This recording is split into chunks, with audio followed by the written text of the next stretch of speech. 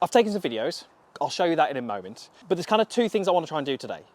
And those two things I think would improve your consistency of strike. And then what I'd like to do is do something which will give you a little bit more speed. And the beauty with this is I don't think you'll have to feel like you're swinging it faster. I think we'll just put you in some positions which will naturally give you some more speed, and you'll hopefully say to me, I'm not trying any harder, but we'll get some more speed. So the first thing would be, and you kind of touched on this a little bit in when we were chatting before, we've picked your target, which is down in this direction. When your club hits the ball, it's tending to work across that line. We would call it from out to in. So the club is on the outside of that line, moving to the inside of that line. Now what that will do is it will basically mean that you can hit one of three shots. A pull to the left, a fade, or a slice. And that can be, you can hit any of those on any given day. Now the reason that you hit those shots is actually, if we took your arms and the club away, and I just look at what your body does in the backswing, fantastic. You make a really, really nice turn. And when you get to the end of your backswing, I'm looking at it from there and thinking you've made some really, really nice positions here.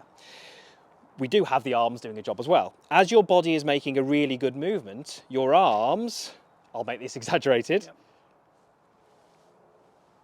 lift and pick the club too much up. So even though we've got this great body position, I would like your arms to be positioned slightly differently relative to your body. And if we can do that, that's going to give you a much greater chance of getting the club to arrive at the ball from a bit of a place. Behind? It would feel more behind, yes. Okay, so I have had... Yeah, it will feel, I mean, if we exaggerate it, your arms are going this way, they're going to feel like they go more this way. In terms of the speed, the biggest source of power and speed in your swing is your arms and your hands. Yes. I could stand there without any hips, without any body, and just with my hands and arms, I can create, a fair bit of speed. We have to tap into these. There's a huge power source, which is your wrists, which I don't think you're tapping into at the moment. I would agree. At the moment, if I was to make my backswing here, I'm looking at the angle between your arm and the club.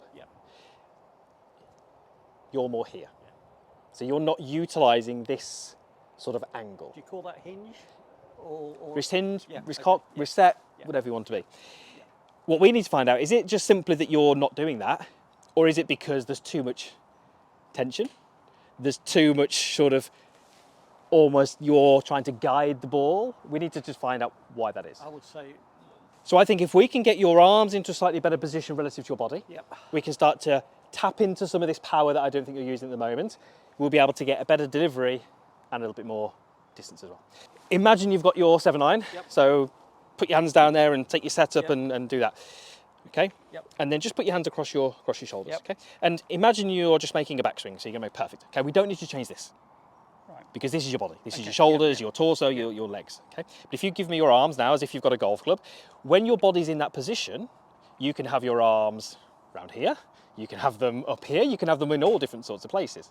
What's quite difficult in the golf swing is to figure out, well, actually, where do they need to be relative to my body? Where they are relative to your body will influence how the club is delivered. At the moment, and again, I'm going to make this a little bit worse, your arms are going too much up. So your right elbow gets too high, your arms get up here a little bit more. So what I'd love you to do, keep your hands together or pretend you've got a golf club, whichever you want, and try and make a backswing and try and get your hands into my hand here. Oh, right. There we go. Okay. There we go. That might feel a little bit difficult, as in a bit more of a stretch through. It was there where I really had to work that. Yeah. Okay. Because upwards is much easier. Yeah. When you try and get them into the right position, often it feels like, well, that's a little bit more tricky to get to. So if you think about my backswing, for me to get my hands going behind me, I've got more resistance than I have if I just lift them. Just move the club. Perfect. This is your starting point. So what we've done there is you've used your body to rotate, and that's put the club perfect. So for you to get the club into this perfect position, your hands and arms have actually done nothing. You've just used your body to rotate. Already at this point, your arms have started to sort of push the club out more this way. So you'll probably start to feel that difference in your kind of left arm. You'll feel it kind of coming away from your chest. So when you take your setup, the first thing I'd love you to do is be aware of the contact between your left arm and your chest.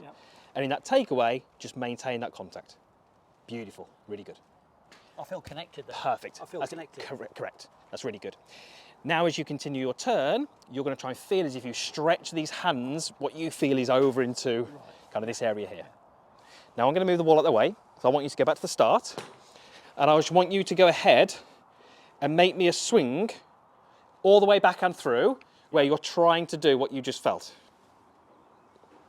Okay, so, is that better? Yes, it definitely. Yeah, absolutely. There you go. Think about making a swing change. You're here. Yeah. You really want to be able to go and play on the course with a quote-unquote better swing, shoot lower scores. Unfortunately, that's a little bit way off. There's steps that we have to take. So the first step is me just saying to you, don't hit a ball. Just can you show me what you want to do? Because if that little swing that you did then is exactly the same as what you'd done previously, my first thought is I've not explained it correctly or you've not understood it. So the fact that you've just done a swing, which looks how I want it to look, is brilliant, because that means we've ticked that first step. We've discussed something, you've grasped it, brilliant. Now we can start to introduce the golf ball. Now, what I would do is, even to go from what we've just done to hitting a shot with that new movement is quite difficult. So the next stage will be to say, let's break it down. So I would be getting you to stand here, feel that connection, feel that when you're turning, you're not reaching up, you're reaching back, and hit a shot, but with a pause at the top. So that would look something like this. You'd go set up, you'd go back, reach that position, and just go through. Doesn't matter where this goes. No. We're just looking to say, can we achieve a different top of the backswing position? I would give that 10 out of 10. Really? I would give that 10 out of 10. That changed how your club was delivered the ball. I'd give that 10 out of 10 again. Now straight away, we picked up a bit of distance. Okay. Now the reason we picked up distance is not because you're swinging faster. No, not at all. Is because what did we have at the start? I said you were swinging a little bit across the ball. Correct. Basic physics. I'm trying to get the speed in my club into the ball. That's not the best way to transfer that energy. What we've done is we've said, we don't like this. We've now got this. So straight away, the energy from your club is getting into the ball more efficiently. Lovely, really good. A little heavy again, but I really like the swing. And I don't know why it would be heavy. That's fine. No. We can tidy that up in a moment. Actually, scrap that. I think that might be your longest one. Well, I had more confidence coming through the ball then. Really good. I don't want you to be thinking about numbers when you're over a golf ball, because that's not the best way to play. But we measure where this club is pointing in degrees, and we measure where the club is travelling in degrees. Your club travelled 0, which is straight, and the club face pointed 0. So everything was straight. Square and correct. Now the easiest way to play golf is to swing the club where you want the ball to go and point the club where you want the ball to go. As soon as you start to have the club coming across, the face, it becomes a more difficult game, and especially when you go lower loft. Like an A1 student. So let's get these working. Got power source that we're not tapping into. That should, to you, go, that's exciting. Because I've got some things there that I need to kind of work with.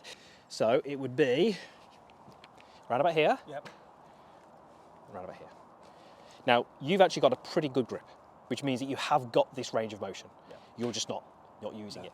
What you actually do, which is quite common, if I go back to here, to try and create some sort of energy, speed, leverage, you're actually creating hinge more from the elbow, which sort of cheats it a little bit. I don't mind a little bit of bend here. We just need to have it from here. So at this point here, you would feel that the grip is pointing more down at the ground. That has been over the years a weakness, no wrist hinge. So just do me half a backswing. So left arm is going to stop here. Okay, and I want the grip to point down at the ground. There we go. Okay, back to the start. Just show me that. Right back to the setup. Okay, so left arm to here, grip at the down. Perfect. Now on the way through, what I'd love you to do as a little almost practice is, as you turn through, really use these. You've stored the power. You've now got to use it. And if you do that correctly, when you go through and you put the speed into that club, I want you to get that golf club to land on your left shoulder. Now turn the body to face me all the way. There we go. Go ahead and swing all the way through, but I don't want you to go much more than here. So club down, that's it. Now speed, land it on your shoulder. There you go, beautiful. If I held this golf club, thumb and finger, I'm going to put my pad on just to hold it a little bit. I've got it in thumb and finger. I'm not going to have a huge amount of speed here. That club's not got much speed. But if I turn my body into a follow-through position, where would that club go? Round. And onto my shoulder. Because it's got momentum, It's got some weight to it. Yeah. So that's me not controlling the golf club, but do this. So if I made this little movement with this amount of speed, and you said to me, don't let the club hit your shoulder, I can easily do that. What would I have to do? Slow down. I'd have to Yeah. grip it. Yeah. I'd have to create Yeah. tension. I'd have to try and overpower the club. So whenever you hit a shot, when I see the follow through here, Yeah. I know that you've almost overpowered the club. I want you to feel like your wrists are that loose that the club is kind of landing on your shoulder. Almost to the point where it's not because you're trying to, it's because that's where the club is trying to go. So there might be a little case here of actually thinking about grip pressure and thinking about loosening that a little bit. Going grip down Yeah. onto the shoulder. Better. Lovely, really good. Okay, that was good. Okay. So what we've done Yeah. is effectively taken you from your comfort zone Yes. and moved you way outside of it. And what happens when we move you outside your comfort zone is we can pop it on video and we can go, great, you've got the club here, you've got more wrist set, but sometimes the strikes feel a bit strange because you're just not, your golfing brain hasn't had time to sort of course, readjust yeah. to that. So in terms of what you're doing in terms of movement, I'm happy. Good. That group of shots there, strike was a little bit iffy, Yeah. but that's kind of to be expected. What we're looking at really is I'm looking at as a coach and saying, am I seeing enough to say that this is how we need to carry on? And I am. Oh, good. You know, if you're doing it incorrectly or poor, so just hit a couple more because I think you're going to start to see some really good results in a moment. Lovely golf shot, really good. That was superb. Thank you. That was really, really good. That was pretty much everything we've discussed, Yeah. and you did it in the same swing. That was excellent. Thank you. That might be the best one you've hit. Seem to have a bit of draw on it. Yeah, Correct. had a little bit of draw on it. Now we're talking. Look at that. Oh, those last two have been absolutely on the money. That extra, whatever that is through the air, that extra sort of 13, 14 yards is key because it means you're going in with an 8 iron rather than a, a 6 iron, something like that. Those last two, I mean, you couldn't have finished on 2 better shots. Thank you Because very you literally ticked everything. You got much better at the top. Yeah. Wrists were good, body turned through, strike was good, direction was good. Excellent. Perfect. Thank you very much. Pleasure.